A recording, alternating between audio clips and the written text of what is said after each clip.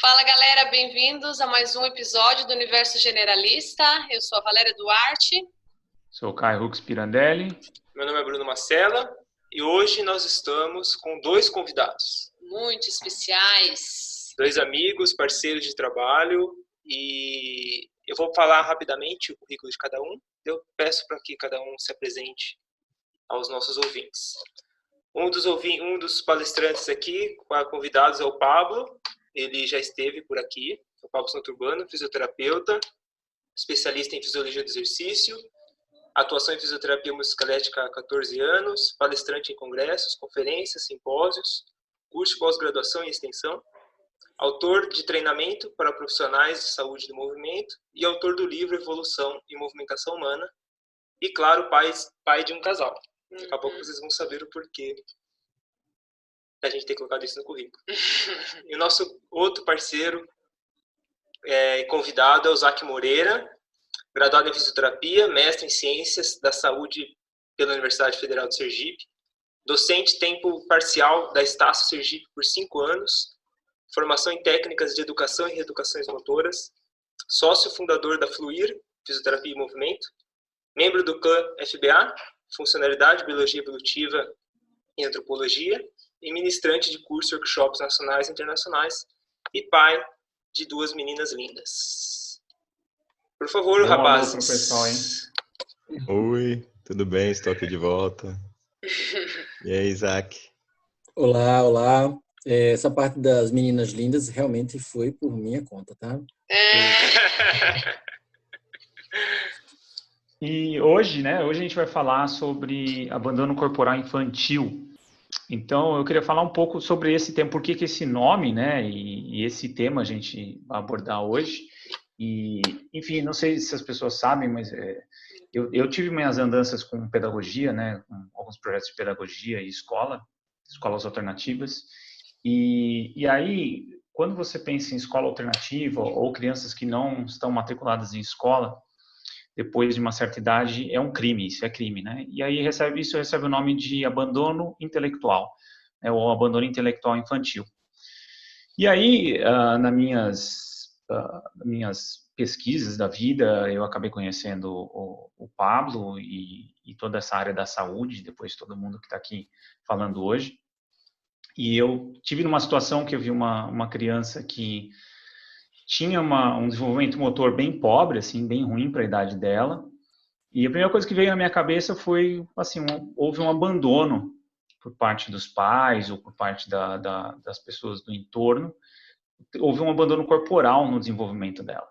Então veio essa ideia, se a gente fala de abandono corporal, abandono intelectual infantil, por que a gente não pode falar também hoje de abandono corporal infantil? Então a gente queria explorar esse assunto com o Zac, com o Pablo, e eu acho que a gente pode explorar bem a fundo através da biologia evolutiva, do trabalho deles, da experiência deles como pais, e como eles veem hoje a sociedade e a parte de saúde corporal das crianças que vão se tornar adultas e qual a consequência disso tudo.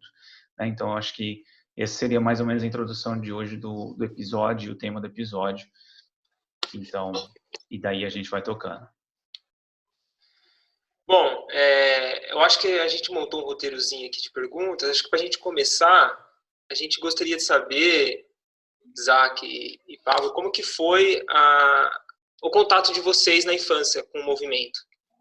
Vocês podem dar uma resumida para a gente? Se teve alguma influência para vocês tomarem a decisão de atuar com movimentação também? Começa aí, Isaac, sua história é maneira. A minha história é maneira. Cara, eu sempre fui muito sinestésico, um garoto que não parava quieto na aula. E, assim, isso a parte que eu me lembro, minha mãe falava que eu era um menino muito sapeca, muito danado, aqui no Nordeste. Aperreado para se mexer o tempo inteiro. E eu me lembro, uma coisa que eu me lembro bastante, é que desde pequeno eu praticava natação, como esporte mesmo, Era um esporte que meus pais me colocaram e eu fazia natação, praticava natação como um esporte, era bacana, eu competia, eu achava bacana, só que no ambiente onde eu morava num conjunto residencial que eu tinha amigos, e aí a gente brincava, e era um conjunto residencial daquele, a gente saía depois que fazia o dever de casa, e só voltava de noite para jantar, e depois saía de novo, e só voltava quando a mãe chamava para dormir, Legal. todo sujo, né? E aí a ideia era que eu sempre morei em locais aqui. Eu acho que aqui no Nordeste, mais a minha geração, assim, eu acho que no Sudeste também isso acontece. Mas aqui ainda os condomínios, aquela coisa toda dos prédios, aquela coisa urbana mais opressora, talvez que tem muito em São Paulo, na parte mais central mesmo ali. Eu acho que a Sim. gente não vê muito isso aqui, né? A gente vê aqui em locais que são mais locais muito específicos, mas no geral a minha infância e a infância dos meus amigos foi na rua. A gente brincava, subia em árvore, a gente brincava inclusive de Thundercats. Eu não sei se você pelo tempo de vocês. Eu Não, era essa eu o não Lion, conheço. dependendo da turma que eu estava lá. E eu subia Você muito tem no cara de telhado. Tiger, cara. Você... Eu tenho cara de Tiger, não. Eu tenho cara de Lion. Porque talvez hoje eu fique mais com cara de Pantro, né? E você, Pablo, como Ninguém vai foi? entender essas piadas, eu acho, não sei. Só se tiver uma galera da nossa idade. Bom, eu acho que eu peguei, talvez, a última geração que aproveitou um pouco disso de rua em cidades maiores, né? Então, como eu tive a chance de crescer em Santos, num bairro que não era central, né? Era um bairro bem residencial, eu me lembro claramente, assim, desde pequeno, muito pequeno, ficar na parte de baixo do meu prédio, né? Então, eu já morava em prédio, eu não tive oportunidade de morar em casa, só depois de bem velho, que fui morar em casa. E aí eu lembro, assim, da gente brincar muito embaixo do prédio e tal, e fazer essas coisas, assim, né? Um pouco mais urbano, eu acho, do que o Zac. Eu não lembro de ter subido em árvore na infância, não, mas eu lembro de ter subido em muro e ter pulado para casa do vizinho, essas coisas, assim, né? E a praia, né, Pablo? Acho que a praia era um baita É, estímulo, né? pois é, mas como eu morava meio longe, Bruno, eu comecei para a praia mais na adolescência. Aí sim, na Ah, adolescência, eu acho que foi quando... E aí, assim, eu tenho um perfil que eu acho que até hoje eu equilibro meio que isso, assim. Eu sou nerd, mas eu sempre me movimentei, sempre brinquei, sempre... Não era um nerd recluso, né? Não era um sim. geek, sei lá. Tipo, eu acho que eu sempre interagi com as pessoas, sempre participava das coisas físicas e tal. E aí na adolescência eu comecei a ter a oportunidade de fazer isso, porque eu ganhei mobilidade na cidade, né? Então, lá em Santos todo mundo tinha uma bike, a gente chamava de magrela. Era Sim. como, acho que até hoje, não sei, a galera lá em Santos falava muito magrela. Então, com 13, 14 anos eu ganhei minha magrela pela primeira vez, e aí a gente começou a dar uns rolês pela cidade. Então, eu comecei a ir bastante pra praia. E fazer essas coisas de moleque, né, na praia e tal. E foi quando eu conheci a galera da capoeira, e aí eu acho que eu tive uma introdução legal pro movimento, assim. Ah, Eu com acho que isso que me certeza. colocou na parte do movimento. Depois, na época da Físio, eu saí completamente desse mundo, assim. E só fui reencontrar depois com o parkour, né? Mas Uhum.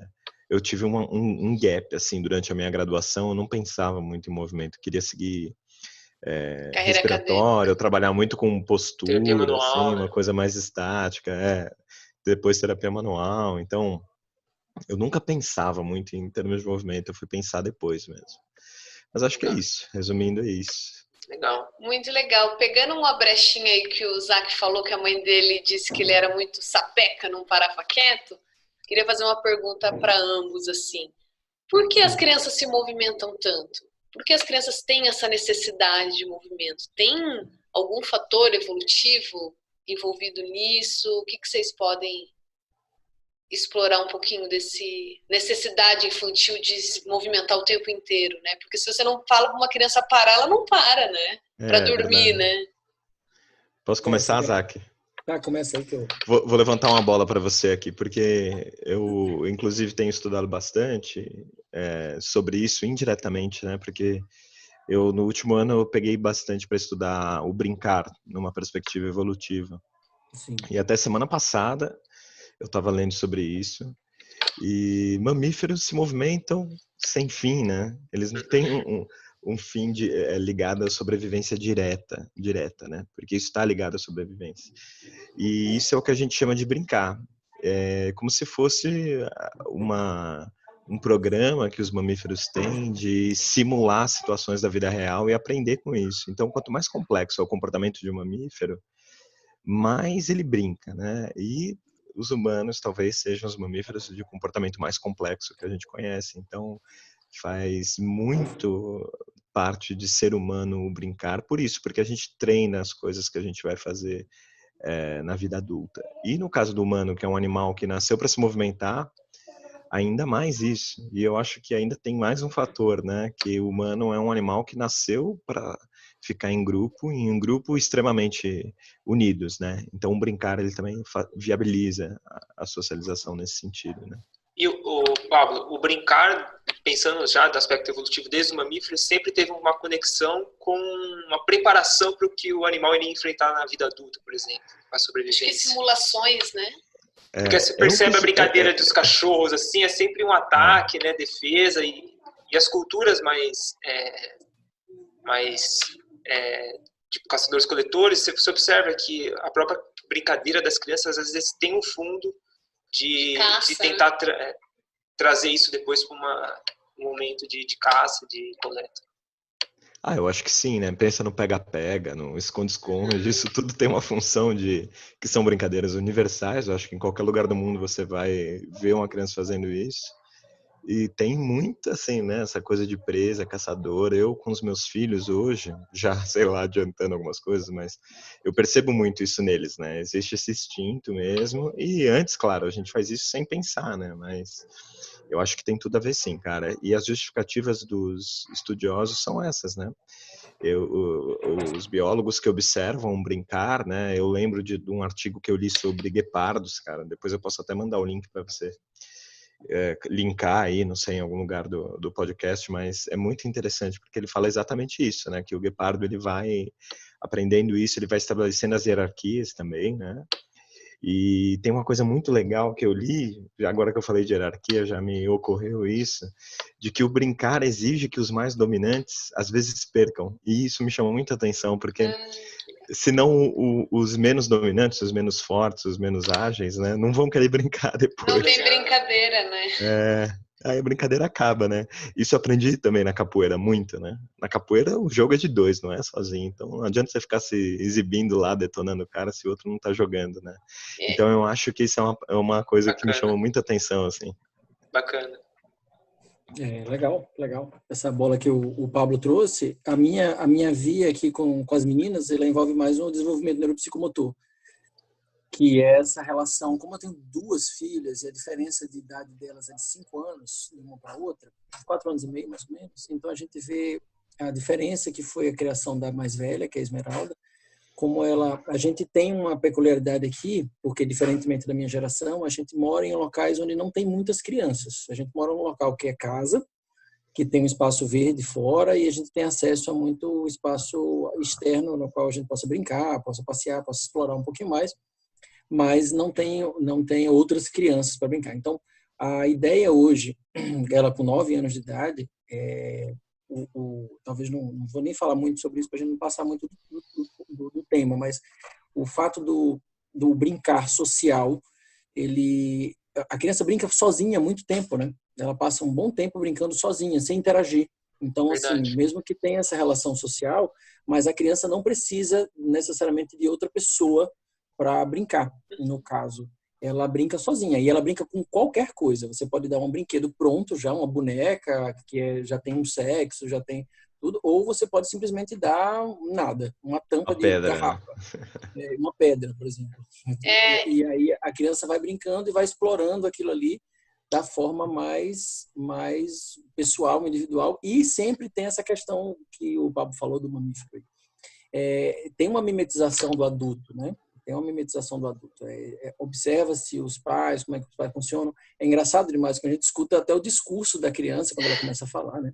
O discurso da criança, ela vai repetindo o que você está falando. Se você tem uma bronca na criança, ela dá uma bronca na boneca. A mesma bronca. A gente está falando de um brincar mais intelectual, que você pega uma pedrinha, uma coisa assim, mas o brincar mais corporal, eu acredito muito, tem a ver com exploração do espaço, de diferentes formas e das diferentes variações que a pessoa que ela pode ter de exploração de espaço. As crianças brincam, uma cadeira para uma criança não é uma cadeira para um adulto, né? A gente tem uma forma mais idealizada do uso da cadeira, mas a criança não. A criança usa a cadeira da forma que ela quiser usar. Ela pode sentar no chão, ela sobe na cadeira, ela passa por baixo da cadeira. Então, a cadeira é nada mais do que uma ferramenta de exploração do ambiente, mais um artefato para explorar. Então, para fechar essa pergunta, acho que já pode até comentar com você, crianças que não têm esse comportamento já tem que abrir um sinal, né? Porque se é natural mesmo a exploração, as crianças ficarem inquietas, claro que deve ter algumas características de personalidade envolvidas e tudo mais. Porém, uma criança que não tem esse hábito naturalmente de exploração e de brincar, acende uma luz, né? Provavelmente a criança tá passando por alguma alteração, algum distúrbio. Eu imagino que sim, cara. Eu nunca li nada especificamente sobre esse tipo de sinal, Bruno, mas eu imagino que é bem plausível que sim. Mas eu acho que normalmente, sei lá, na grande esmagadora maioria dos casos vai ser o ambiente que essa criança está vivendo, cara, porque sem estímulo, a criança talvez. eu acho, Val, porque a criança ela meio que nasce assim, todas, até as mais quietas, né? Elas nascem com esse instinto, assim. Me ocorreu duas coisas, eu não sei se vale a gente prolongar o debate, mas eu acho que é interessante, enquanto o Zach falava, por favor. Eu fiquei pensando ali, né? Tem esse lance da gente reconhecer rosto humanos em tudo, né? Então, quando ele falou que a criança brinca com qualquer coisa, a socialização é tão importante para os humanos que a gente antropomorfiza todas as coisas. Então, Sim, eu lembro, assim, e isso acontece direto, né? Até agora. Às vezes a Maia, ou até mesmo o Eric, quando era pequeno, o Eric sempre gostou muito de carro, e eu lembro que ele pegava um carro e começava a fazer um teatro, assim, como se fosse uma situação social com carros, entendeu? E a Maia faz a mesma coisa. Tipo, a primeira coisa que ela faz hoje, quando ela pega um brinquedo, que é um objeto, assim, é um trem, um carrinho mesmo, sei lá, qualquer coisa, ela fala, oi, né? Tipo, ela começa a interação social. Então, cara, isso fica muito claro, assim, como humanos precisam de interação social. Muito legal. E a outra parte física, né? Então, o sistema nervoso, ele aprende errando, né, galera? E o sistema motor, na verdade, principalmente, né? Mas eu acho que isso é uma regra geral, Val. Se eu estiver falando uma besteira, você me corrija, por favor. Mas, assim, o sistema motor, eu tenho quase certeza que esse é o processo mesmo. A gente aprende errando o movimento. E aí, quanto mais a criança está livre para explorar o corpo, mais ela erra e mais ela é capaz de desenvolver um sistema motor mais responsivo aí às perturbações, aos desalinhamentos da vida, aos problemas que vão vir a acontecer, às situações inusitadas. Aí. Legal. O Pablo falou muito da resolução de problemas, né? Eu acho que tem... Tanto é que os psicopedagogos, eles observam muito como é o brincar livre das crianças e como é que as crianças se autorregulam, né?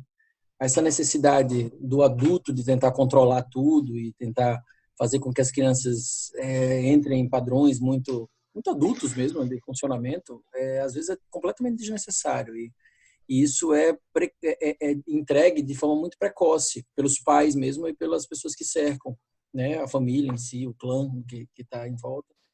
Eu tenho a impressão que está piorando, Zach. Sandro, o que você acha disso? Rapaz, eu acho que varia muito de acordo com o ritmo do local onde você está, por exemplo. Assim, a gente estava discutindo agora, curiosamente, eu acabei de chegar de uma reunião da escola da minha filha, e a gente estava discutindo como as crianças, aquela velha história que a gente já está discutindo faz um bom tempo, a gente fica muito atento em relação a isso, como as crianças estão escolhendo não brincar para brincar virtualmente, né? De ferramentas mais prontas, como jogos eletrônicos, então coisas que têm uma informação que trazem muito mais atenção para a criança, né? Que são as telinhas, né? As crianças e suas telas. E essa relação, ela precisa ser mediada pelos pais. E aí um dos pais estava falando que algumas coisas são muito precoces, tem crianças de 5 anos que estão falando em namorar e tal. Então, assim, são coisas que assustam um pouco quando você começa a escutar isso. Assustam muito, na verdade, né? Na verdade, simplesmente porque não está na fase, né? E aí, no final das contas, o que acontece? Na escola, o que a gente percebe? As crianças, os pais estão mais preocupados com isso, mas eu sinto que eles não sabem o que fazer. Talvez o que o Pablo está falando esteja piorando, seja a inabilidade dos pais, de forma geral, de saber do que fazer com a criança que faça muito tempo na tela. Entendeu? O que eu faço com ela? Porque ela não quer mais brincar. Ela quer só ficar no joguinho, ou quer ficar assistindo vídeo no YouTube.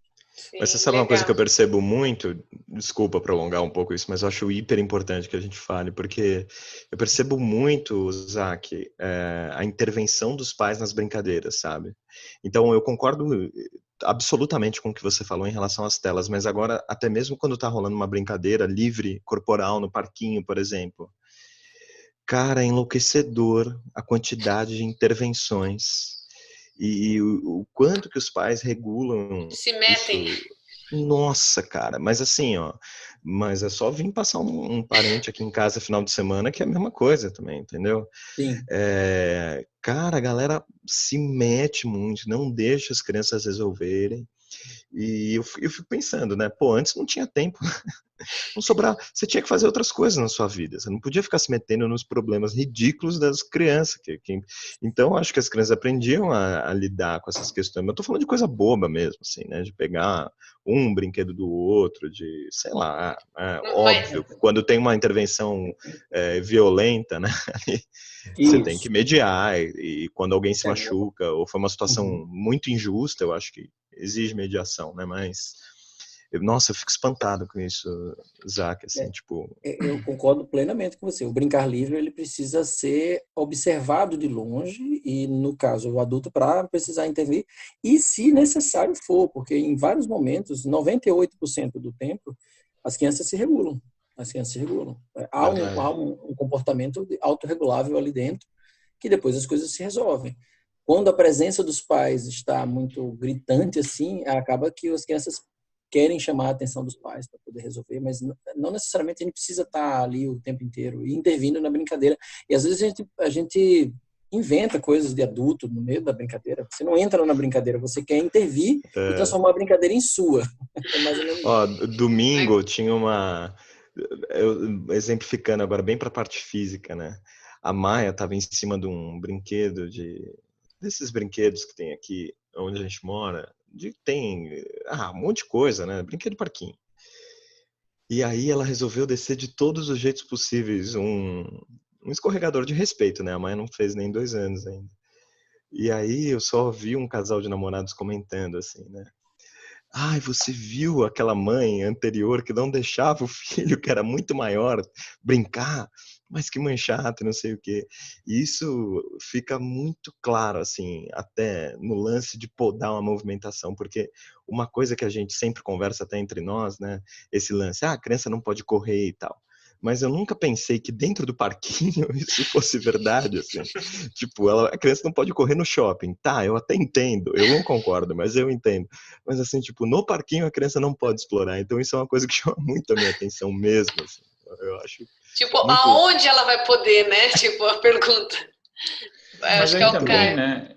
Eu acho que uma das coisas que... Eu acho que a própria falta de conhecimento dos pais sobre a natureza da criança, essa parte evolutiva, acho que para mim foi muito esclarecedora, assim, quando eu falei assim, pô, a criança, ela já tem várias questões inatas em termos de movimentação e necessidade. Eu lembro que sempre o Pablo falou, né? Fala assim de tipo, como uma criança vai do ponto A ao ponto B, né? Vai sempre correndo, né? Então, tipo, por que é algo tão... Aí, né, essa parte evolutiva para mim ficou tipo, tipo uma programação de sobrevivência, né? É uma coisa que é inata, é uma coisa que é necessária para a criança passar, tanto por processo cognitivo, quanto por um futuro que hoje não existe mais, que é a parte de caça e coleta, né? Mas que moldou a gente, mas que é uma necessidade da criança. Eu acho que os pais, às vezes, não têm essa clareza, não têm esse conhecimento de que foi um processo, né, adaptativo para ter esse tipo de desenvolvimento motor e cognitivo através do movimento, né? Então faz parte da natureza humana fazer isso.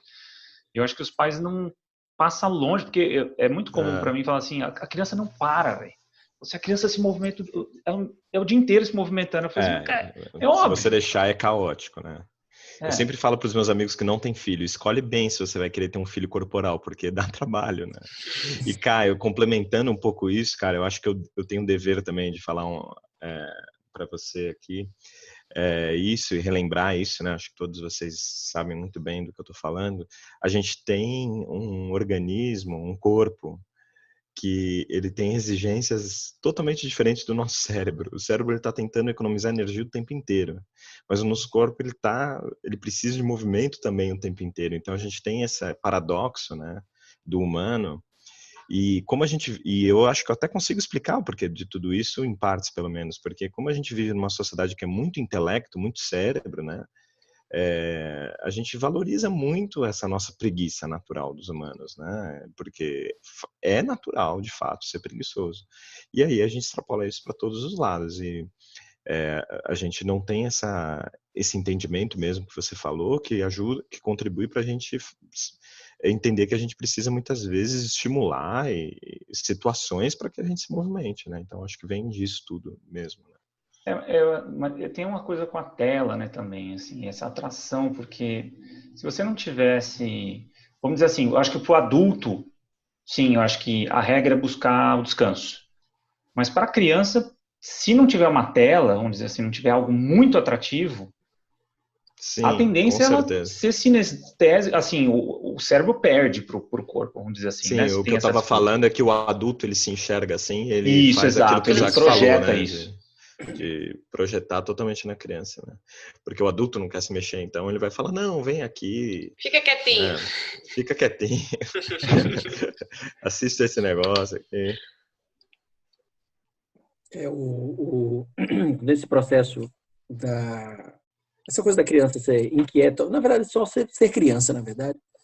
Eu vejo alguns pais preocupados com crianças de 2 aninhos, 1 ano. A criança não para quieta. Isso é normal?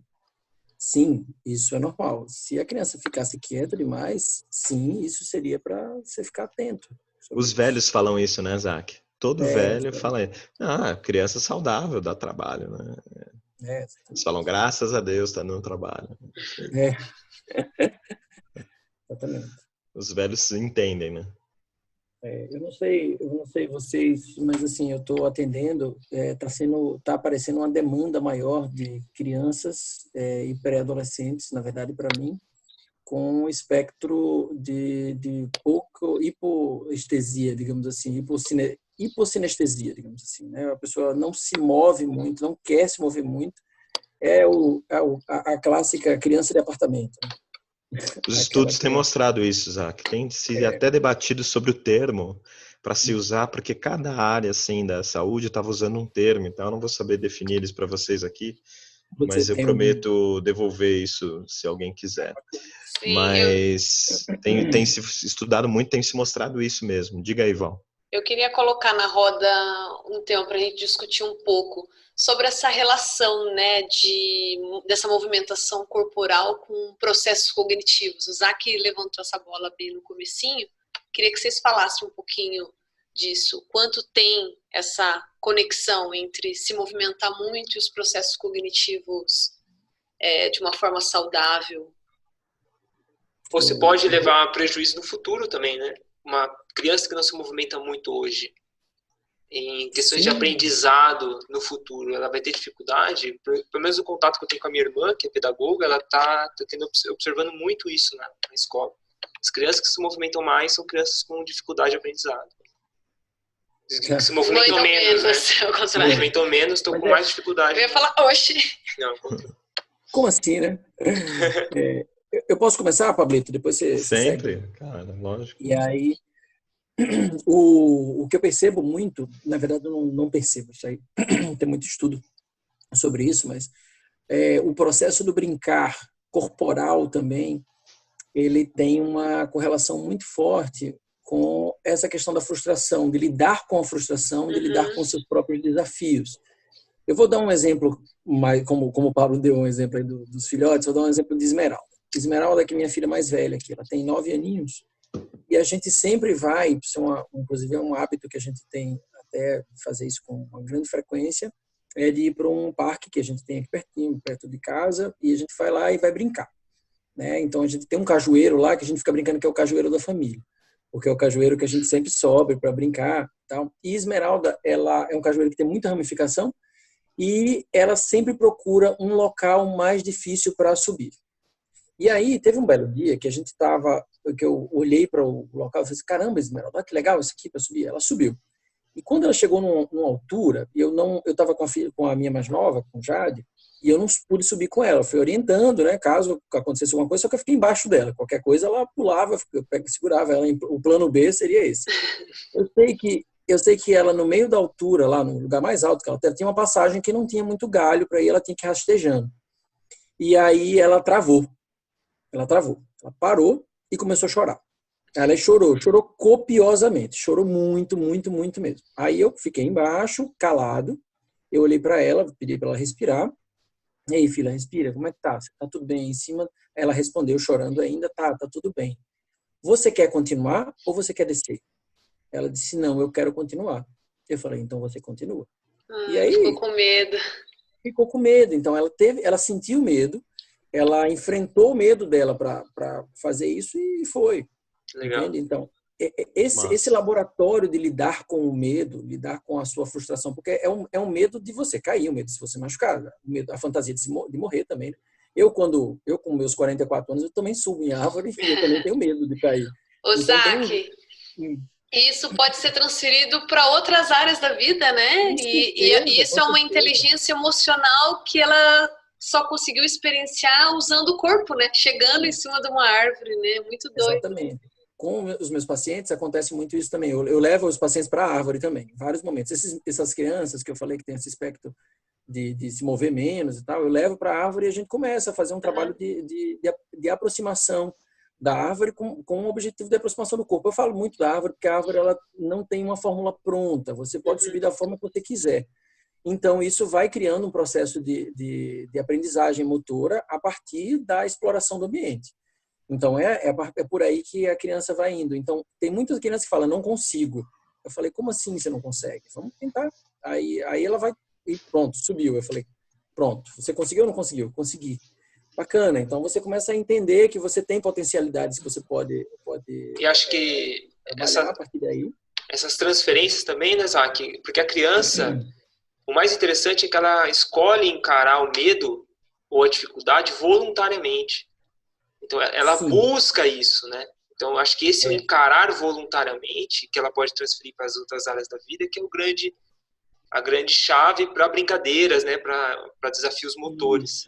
E o bom senso do adulto, ao fazer uma mediação disso, é você observar e não catastrofizar o processo, né? Porque tem momentos, se você vai subir numa árvore, sua criança pode cair. É verdade, alguns pais ficam olhando para mim como se eu fosse um pai completamente insano, né? Então, irresponsável. E no dia mesmo que Esmeralda estava chorando, algumas pessoas estavam olhando para mim. E aí, você não vai fazer nada? Eles queriam que você subisse na árvore para tirar sua filha. Ou então estavam esperando aquele momento de dizer assim, tá vendo? Eu disse, essa menina com certeza não devia subir ali sem um pai, senão sabe?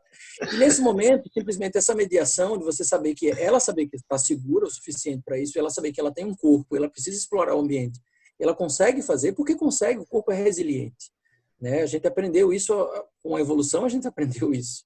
E a gente não morre fácil, assim. Não é tão fácil matar um humano. Né? E aí a gente catastrofiza o adulto, o pai, o avô, né? Eu falo da família em geral, mas assim, de forma geral as pessoas têm um certo medo de ver a criança, o medo da perda, né, da criança mesmo. Rola muito aqui também, a gente tem a pirâmide em casa, né? E o Eric tá bem treinado, ele tá no segundo andar da pirâmide já, domina bem. A pirâmide de bambu, legal. Né? É a pirâmide de bambu, não é uma pirâmide egípcia. É uma pirâmide de bambu que o pessoal tem, né, da Integral Bambu, que usa para movimentação e tudo mais. E o Eric domina bem, e a Maia, e tem isso, né? A Maia agora, ela tá no primeiro andar, na verdade ela tá no andar 0, tá no térreo, tentando ir pro primeiro andar, né? E ela fica pedindo para eu colocar ela para cima. E às vezes eu coloco assim, uma vez por brincadeira, sabe? mas eu não pulo etapas com ela. Porque o Zac tava contando a Esmeralda e eu lembro, assim, eu tava pensando, cara, muitas vezes no parkour eu tive vontade de chorar. Não era uma vontade de chorar, mas era um desespero que se eu fosse criança, com certeza eu choraria, né? Sim. E eu fiquei me identificando muito com isso, assim. E eu fico tentando desenvolver essa resiliência física nas crianças mesmo. A Maia reclama bastante, mas ela tá aprendendo o que ela precisa aprender, a base que ela precisa aprender para, em alguma emergência, ela conseguir sair. O Eric mesmo já escorregou na pirâmide e ele conseguiu. Algumas vezes ele conseguiu pular, outras vezes ele conseguiu segurar e se recuperar. Então, tudo isso porque eu vou dando esses instrumentos, né, essas ferramentas para eles fazerem isso. Assim. Sim. E, na verdade, eu vou só impedindo com que eles sofram um acidente, né? Então, eu deixo eles explorarem e peço com que eles sofram um acidente. E é incrível, o Eric, ele é extremamente seguro, tanto que atualmente eu tenho que trabalhar um pouco o contrário nele, assim. Tá se achando muito. Tá se achando demais, cara. Eu acho que antes da gente terminar esse assunto de movimentação e parte cognitiva, acho que a gente também não pode esquecer de uma coisa que é importante que eu lembrei. O quanto o nosso sistema nervoso se autorregula pelo movimento, né? Então a gente tem um monte aí de estudo científico mostrando o quanto o movimento muda a estrutura do cérebro, gerando novos neurônios, né? Então, agora imagina um cérebro plástico de uma criança, né, cheio de células-tronco no cérebro inteiro, pronto, né, para ser... Ainda com a substância liberada pelo exercício ali, pelo movimento, que vai então... estimular ainda mais, né? Isso a gente tem que lembrar isso. Muito bem colocado. E a gente vê essa mudança drástica do ambiente também, né? Do ambiente urbano, da casa, por exemplo, acho que todo mundo aqui foi, né, na infância, teve contato com a rua, né? Teve contato com... E aí a gente passa a ter também essa mudança drástica, muito rápida, da nossa espécie mesmo, e ter que viver em pequenos espaços, né? Em pequenos... Então, desde a expansão dos grandes centros urbanos, né, até você ter ambientes que não são propícios para movimentação no ambiente urbano como um todo, né? Não é pensado esse aspecto da necessidade de movimentação, né? Então, eu acho que vocês como fisioterapeutas, acho que tem que indicar também atividades físicas, mas que podiam estar no cotidiano da pessoa se ela tivesse um ambiente mais propício. Né? Cara, a própria casa, né, meu? As casas estão muito como pequenas. Isso limita, muito pequenas. Será que teria que ser um ambiente acolhedor para a criança, vocês acham? Acho que com espaço, né? Porque eu penso assim, eu tive esse fim de semana um contato com uma amiga nossa que teve filho, e ela falou que ela sempre procura com o marido buscar restaurantes, os restaurantes que tem playground. Porque é meio que uma forma dela conseguir comer. Claro. Então, realmente, né, os restaurantes que tem isso é uma forma de você pensar em acolhimento de pais, né, que têm filhos e as crianças consigam se brincar naquele ambiente. Eu gostava quando eu ia em restaurante com playground. Ajuda, né, cara? Eu acho que ajuda, né, Zac? O que você acha? Com certeza. Porque o ambiente do restaurante é um ambiente adulto. Exato. Cadeiras, você tem mesas, tem cadeiras, tem pessoas conversando, bebendo e comendo. Então, assim, não tem nada que estimule movimento. Eu acho que é o único momento no qual, quando você não tem um ambiente de playground, é um momento que eu deixo a Esmeralda, quando não tem nenhuma outra criança, eu deixo ela no celular um pouco, para ela também dar uma esvaziada né, na atenção dela, porque é um tédio que eu também não gosto de ter, assim, tipo, você tem um ambiente que está completamente fora do seu contexto, e aí é um contexto infantil, mas quando a gente está num ambiente que tenha outra criança, aí o celular fica fora, porque ela brinca com outra criança. Sim. Elas brincam de correr, obviamente a gente não vai para restaurantes mais, sei lá, quietos, assim, mas ela brinca de correr, às vezes a gente tem que dizer, opa, olha ali, tá tendo um matar. É normal, né, cara? Bom, aqui na minha cidade tem poucos restaurantes, assim, né? Mas o que a gente sempre vai, sempre fica um adulto acompanhando as crianças, porque elas não param na mesa mesmo. Elas não ficam na mesa. São pequenas ainda, né? Não dá, é impossível. Então elas querem andar mesmo, querem correr, querem brincar. Mas eu acho que eu gostaria de voltar um pouquinho nesse lance do espaço mesmo, né? Sim, claro. Cara, domingo tava a minha sobrinha e os meus 2 filhos aqui, a gente tá fazendo um pega-pega Animal, animal.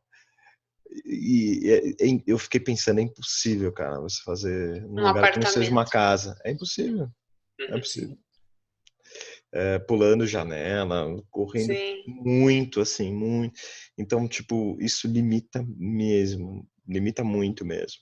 E aqui as crianças têm o jardim, então, o quintal, então isso, cara, faz uma diferença muito grande, muito grande. E eu acho que as grandes cidades estão cada vez, você vê os apartamentos que estão sendo lançados cada vez menores, e o que eu reparo, assim, nas minhas alunas que moram em prédio, é que, por exemplo, a filha dela pouco desce no play para brincar com as outras crianças. Então, fora o apartamento ser muito pequeno, tem essa falta de contato com outras crianças, né? Que antes você saía na rua e Porra. conhecia todas as crianças do bairro. Hoje você não conhece quem mora na sua torre, né? É. Então, eu acho assim, para a gente discutir um pouco, eu acho que o ambiente urbano não estimula muito, né? Público, né? Esses lugares públicos não estimulam muito as crianças a se movimentarem, porque elas nunca podem, né? Sim, eu saí de Santos por isso, e morava em Santos, cara. Mas o Eric, ele brincava na praia e tal, no Sesc, basicamente. E era isso, perigoso, né? Violência, carro. Então, eu acho que tá difícil, assim. Na cidade é complicado. E aí eu fico me colocando no lugar dos pais, porque... E toda hora ao parquinho é chato pro Até para pai. criança, né? E para criança também, né? Olha, as crianças aqui amam. Mas assim, mesmo a gente morando num condomínio com uma baita de uma estrutura e tal, é fundamental o que eu estava falando para você, a gente ter espaço em casa para que as crianças possam brincar. A gente tem a Lupita também, né, que é um estímulo absurdo, né, de Se tem animal em movimento. casa, É muita coisa, né? A Lupita, eles brincam muito com a Lupita, Ai, que correm. legal. Então, acho que essas alternativas elas são fundamentais para que a coisa aconteça diariamente, com consistência, com volume adequado, né? Para que a brincadeira física ela preencha o volume de brincadeira das crianças. Eu acho que esse é o ponto. Assim. Sim. É que a gente está começando a levantar umas bolas aqui dos possíveis vilões, né? Desse abandono corporal infantil. Então, a gente acabou de abordar essa questão do ambiente urbano, né? E acho que um outro possível vilão é a tecnologia. Então, eu queria saber a opinião de vocês, se ela realmente é um vilão ou se a forma que a gente está utilizando ela, porque, por exemplo, na minha infância eu lembro que eu gostava muito de jogar videogame. Eu também. Era um Mega Drive ali que eu tinha, mas eu tinha o tempo de eu jogar videogame, eu conseguia brincar, conseguia fazer minhas outras atividades. Mas o quão atrativo hoje é isso e o quão de facilidade tem, né, da criança ficar numa tela e deixar o corpo de lado. Eu acho que eu vou falar uma coisa e eu quero ouvir o que o Zac tem para dizer, mas eu acho que a diferença, Brunão, é na disponibilidade. É isso. Tá muito disponível, é só isso. O tempo todo, coisa... Tá né? muito fácil. É isso. O que você acha, Zac? Antes do Zac responder, eu acho que tem outra coisa também, que lembrei disso agora. Quando a gente jogava videogame, era só a gente e a máquina. Agora, os videogames colocam você em interação com outras pessoas. Né? Então, quando você fica assistindo um vídeo no YouTube, tem uma outra pessoa lá. Então, isso para o nosso cérebro é muito mais atrativo do que você ficar passando... É social também. É social, né? Mas não é social, né? Uhum. Sinuca de bico agora, né? Como diria o mestre Zen, a diferença entre o veneno e o remédio é a dosagem, né? Porque a gente, por exemplo, está aqui no Zoom agora, marcando, a gente está se vendo, a gente mora em cidades diferentes, e isso é bacana, é a tecnologia que está disponibilizando isso para a gente. Agora, se eu deixasse de interagir com a minha família e passasse a semana inteira só conversando com vocês aqui no Zoom, isso não ia ser bacana para mim, nem para vocês. Então, essa correlação, o Pablo falou brilhantemente aí, que é a disponibilidade, é verdade. E a dosagem, né? Eu acho que não existe uma dosagem muito segura para isso quando você começa a substituir relações humanas por relações humanas virtuais, né? Esmeralda já usa jogos eletrônicos com a nossa supervisão e ela já interage com outras crianças e com as amigas também virtualmente, mas ela encontra essas amigas pessoalmente. A grande questão é a dosagem, né? Ela já tem 10 anos, ela vai fazer 10 anos agora em maio. Então, é um outro tipo de criança. Uma criança que tem uma corporeidade, ela usa muito o corpo dela, ela brinca muito, ela corre muito, ela anda de bicicleta, de patins, ela sobe em árvore, ela corre na praia, ela faz as brincadeiras dela, mas ela já tem acesso à tecnologia de uma forma muito mais presente. Ela sempre vê algumas crianças com celular e ela pergunta, a gente já chegou a conversar com ela sobre isso, que a gente não vai dar celular para ela antes de completar. Eu acho que a gente tinha botado uma meta para ela, que eu acho que era uns 14 anos, acho que coisa assim. A gente botou uma coisa aleatória e ela está ansiosa para fazer isso. Eu não sei o quanto tempo a gente vai segurar também, porque tem algumas coisas da escola também que começam a ser resolvidas por celular, grupos de WhatsApp e tal. Mas é isso. Quanto a gente puder segurar o uso do celular, a gente segura. Agora, isso é em casa, né? Na casa dos avós, isso já não tem mais. Nossa, cara, é o que ia falar, assim. Outro dia o Eric foi brincar na casa de um amigo. Espero que os pais desse amigo não estejam escutando o podcast. Mas ele foi pra lá, cara, e aí ele voltou falando do jogo. Sabe, tipo, meu... Não brincou nada. Ah, cara, não dá. Aí, assim, minha vontade é falar, pô, se for pra jogar videogame, não precisa ir, né? Ô, Pablo, isso que você acabou de falar é minha próxima pergunta para vocês, né?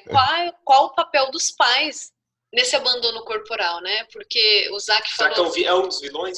Porque o Zac colocou muito bem a supervisão, né, dele com as filhas em relação às telas, à tecnologia, e você acabou de colocar que possivelmente o amiguinho do seu filho não tinha... Eu acho que é o último filtro.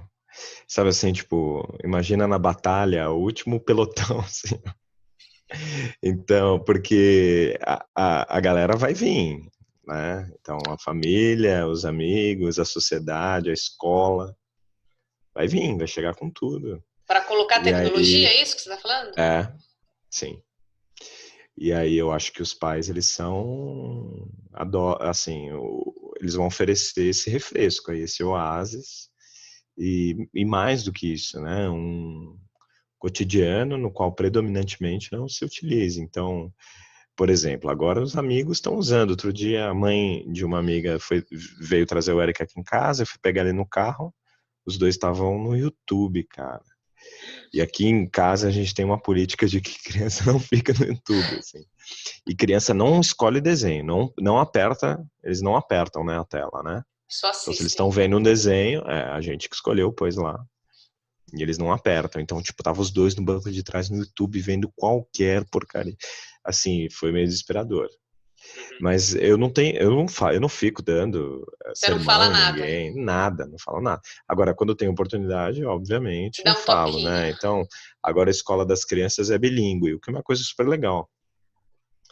Mas adivinha qual aula que eles decidiram abrir mão para fazer as aulas lá de movimento, né? Eles chamam de aula de movimento. Ah, que legal.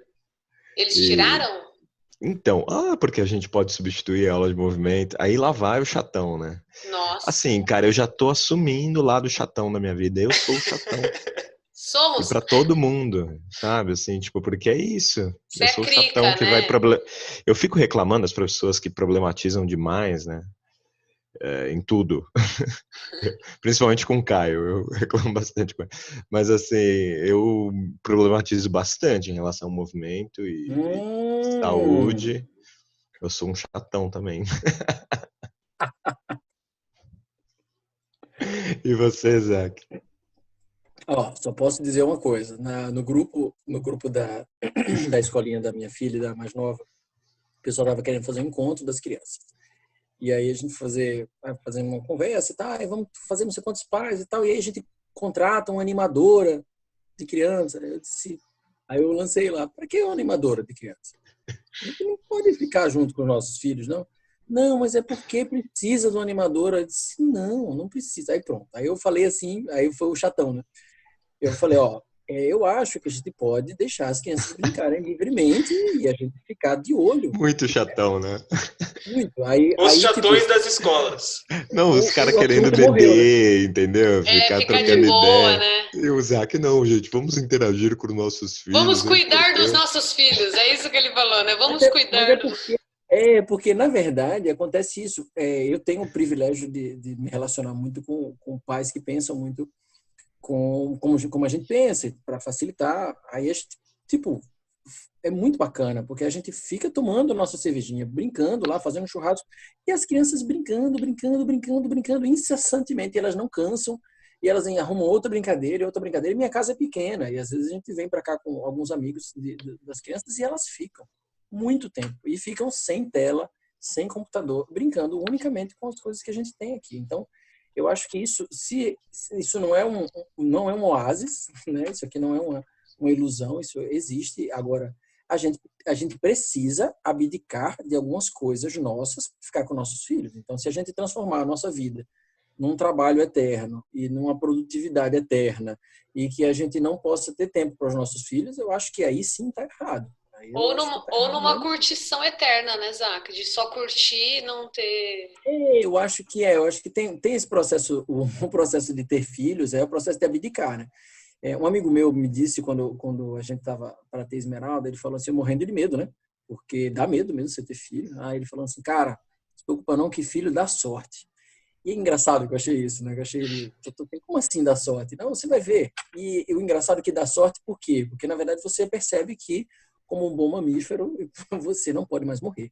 Porque agora você tem uma cria e aí você começa a dar um pouco mais de sentido para a sua existência também, porque você começa a falar, cara, eu preciso criar essa criança, eu quero que ela cresça bacana. A gente são as questões que acabam aparecendo mesmo, né? Até como gente que começa a participar da criação dos filhos e começa a entender que é preciso abdicar de coisas para ficar com os filhos. Sim, é preciso abdicar de coisas. Cresça, jovem. Você não faz. Se você tem um filho, você quer ter uma vida de solteiro com filho, bom, é melhor você rever a sua... Dá para fazer um podcast só com isso, né, Zé? Exatamente, com certeza. Estão convidados.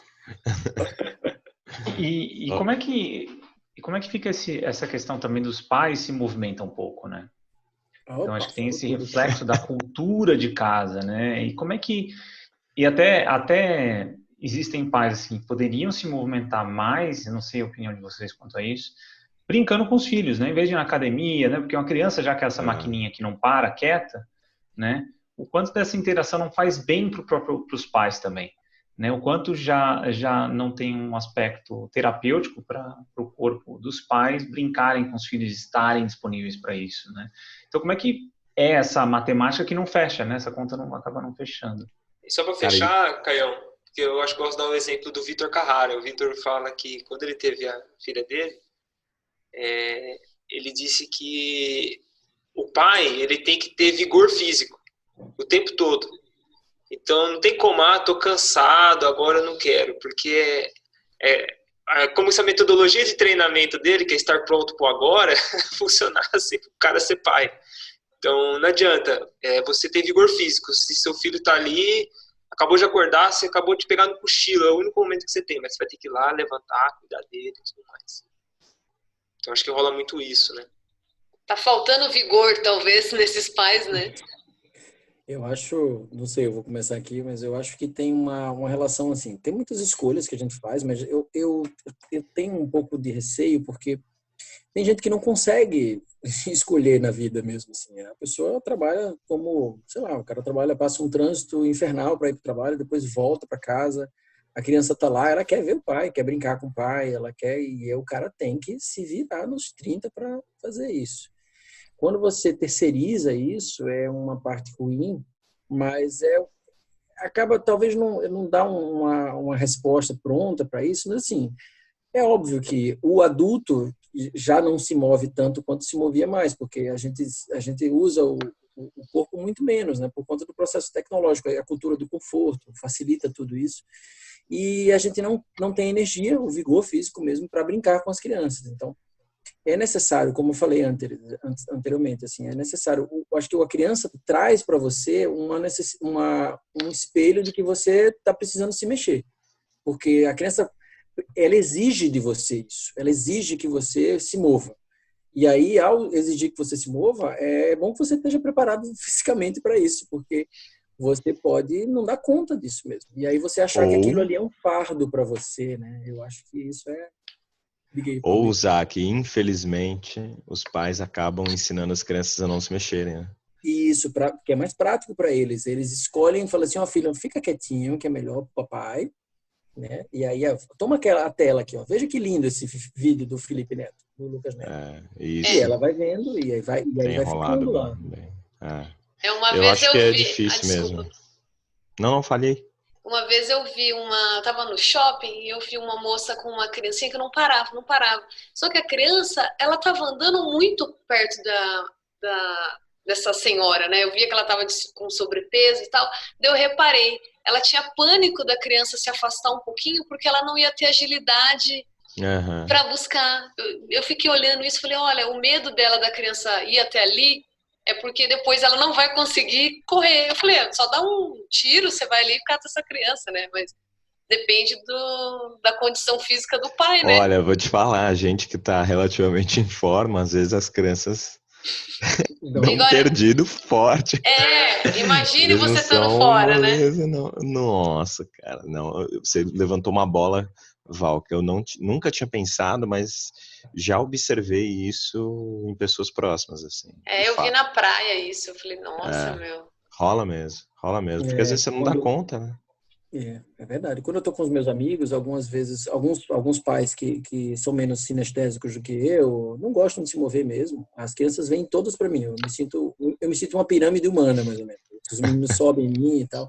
E eu realmente gosto de rolar com eles na grama, eu gosto de brincar, sou um crianção também, né? Mas assim, eu não sou um crianção o tempo todo, até porque eu não tenho esse vigor físico da criança. Por exemplo, Jade, que é a mais nova, ela me dá um couro. Ela tem uma hora que eu falo assim, filha, pelo amor de Deus, É. papai não aguenta mais.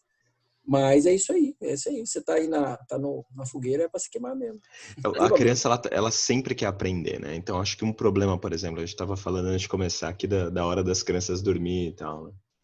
O problema da criança não querer ir dormir é que ela sempre quer aprender. Ela sempre quer vivenciar o ambiente para aprender mais.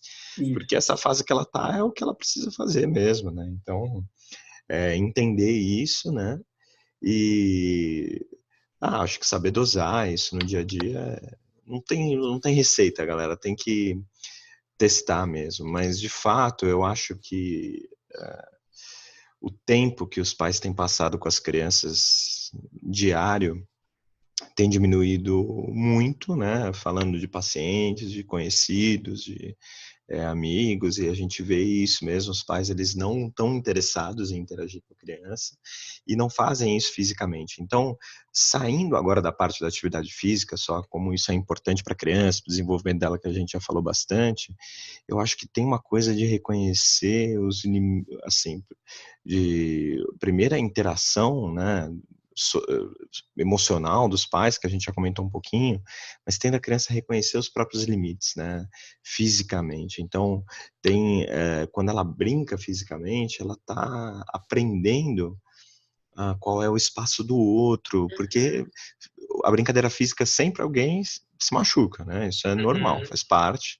E eu tenho visto isso muito agora com dois, né? E muitas vezes até eles me machucam, mesmo não doendo.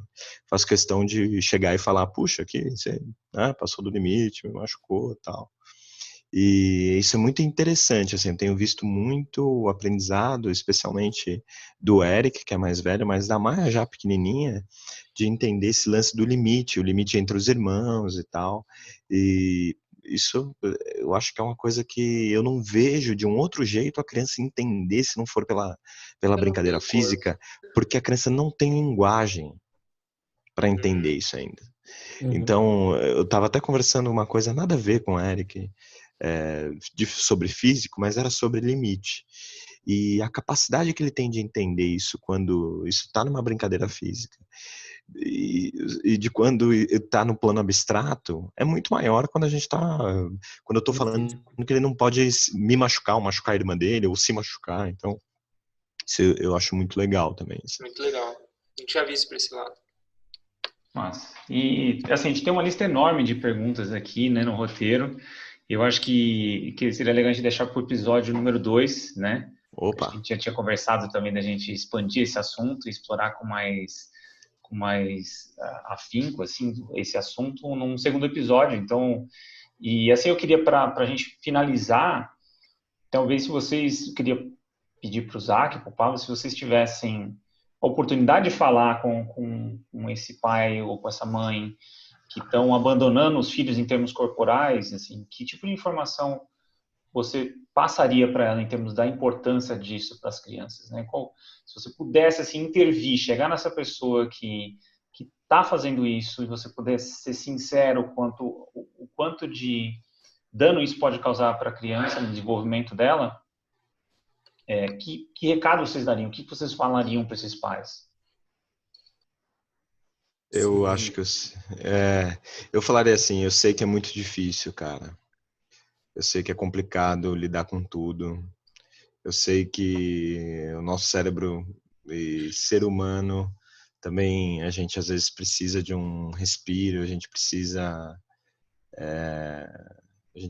às vezes fazer o que é mais fácil para a gente conseguir tocar aquele momento que a gente está vivendo, para a gente ter um pouquinho mais de conforto, mas pense sempre em longo prazo, cara, porque a continuidade de tudo, né? Não só de você enquanto ser humano, né? Porque seus filhos estão carregando aquilo que te representa geneticamente, comportamentalmente, culturalmente, eles estão passando isso para frente, mas a continuidade da própria sociedade, da própria humanidade depende do quão bem a gente formar as crianças. E nunca teve um momento na nossa história no qual os humanos não tiveram um desenvolvimento físico. Isso não existiu. Né? A gente tem talvez agora as duas outras gerações que vieram depois da minha. Eu sou da década de 80, que talvez tenha sido aí os primeiros testes, mas antes da década de 80 você não tinha ainda amostra para esse experimento, né, distópico que a gente está fazendo, que é criar pessoas sem desenvolver corporalmente. Então, pela hipótese nula, algum tipo de merda pode dar. Então, acho que vale pensar sobre isso, né? A gente nunca fez isso antes. Então, legal. Se esforcem, porque vale a pena. Pensem em longo prazo, não em curto. Eu acho que eu iria para uma via. Aconteceu uma coisa, vou contar uma coisa que aconteceu comigo num paciente. O paciente era triatleta, já tinha feito inclusive Ironman, e ele estava com uma dificuldade muito grande de mobilidade mesmo, mobilidade quadril, ele tinha dificuldade de várias coisas, e aí eu falei com ele, quando você senta no chão para brincar com seus filhos, aí ele falou assim para mim, cara, é engraçado que você me falou isso agora, porque quando meus filhos me chamam para brincar com ele no chão, eu falo, filho, vem para cima da mesa aqui para brincar com ele, para brincar comigo. Aí ele bateu assim uma real, que ele, caramba, eu não estou interagindo com os meus filhos da forma que eu poderia interagir. Então, o meu corpo, eu posso trabalhar meu corpo de uma forma que eu possa interagir melhor com meus filhos? Sim, você consegue fazer isso. Agora, vai precisar que você realmente se esforce para isso. Eu sei que não é fácil, como o Pablo falou, não é fácil, mas eu indo para um processo mais relacionado à cognição da criança, por exemplo, assim, eu acho que uma criança que sabe, um adulto que sabe lidar com os problemas da vida adulta, foi uma criança que brincou mais, que teve mais problemas na infância. Ela amadureceu isso a partir dos processos de aprendizagem dela no processo da infância, do brincar. Então, eu acho que o quanto você estimular seu filho a fazer isso, vai fazer com que ele se torne um adulto mais, digamos, criativo, digamos, resiliente, digamos que mais pronto para as coisas, né? Para as coisas da vida. Então, a gente está com problemas hoje na humanidade porque as pessoas não sabem lidar com frustrações, né? Então, o brincar corporalmente, ele tem essa relação com as frustrações. Então, acho que é bacana a gente seguir uma linha nessa para entender que o seu filho, como o Pablo falou, assim, é a longo prazo. O seu filho é um pequeno adulto, né? Você não vai tratar ele como um pequeno adulto, mas você vai pensar que ele, quando chegar na fase adulta, ele vai ter passado por todas essas fases. Então, é importante que ele passe pelo brincar. O brincar faz parte do humano. Então, quanto mais a gente estimular isso livremente com a criança, brincar corporalmente, sinestesicamente falando, isso vai trazer benefícios para a criança. Não tenha medo. Seu filho não morre fácil. Muito legal. Legal, pessoal. Então, eu queria agradecer, né, o Zac e o Pablo ter aberto a agenda deles aí para essa hora da noite a gente conversar, e sempre um prazer. E é isso, eu acho que fica aberto para uma parte 2, acho que tem bastante assunto, acho que o Jonathan Haidt também é um cara que escreveu um livro recentemente sobre tudo isso, né, e acho que a gente pode explorar isso mais a fundo, e mais coisas corporais como isso, como pano de fundo também, e, enfim, eu queria agradecer aí, valeu pela participação, deixo para Obrigado, o amigos. finalizar. Obrigado, pessoal. Valeu mesmo. Muito bom.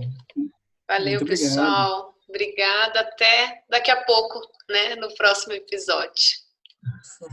Valeu. Valeu, tchau, Falou. tchau. Tchau, tchau. Obrigado. Falou! Beijo.